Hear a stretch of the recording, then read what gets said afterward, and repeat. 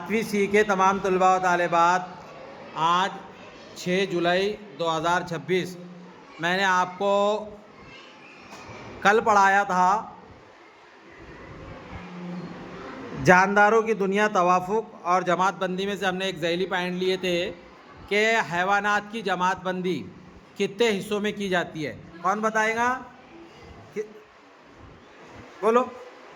हाँ बोलो, तुम बोलो, तुम आओ। Very good. कितने हिस्सों में की जाती है? 9। बोलो बोला। 4 हिस्सों के नाम बताओ कोई। Yes, very good, very good. अच्छा, यक खलवी जानदार किसे कहते हैं बेटे? हाँ बोलो। हाँ, किसे कहते हैं? हाँ क्या? जो एक खलिए से बनते हैं, है ना, उन्हें यक खलवी जानदार कहते हैं, एक खलिए से बनने वाले जानदार। अच्छा, कसीर खलवी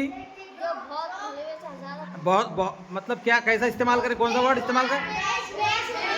हाँ, कैसा?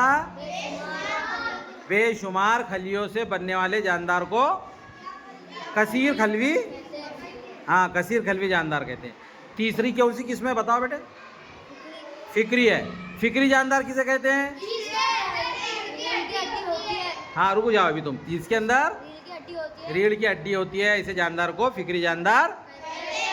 Very good. अच्छा, गैर फिक्री जानदार किसे कहते हैं?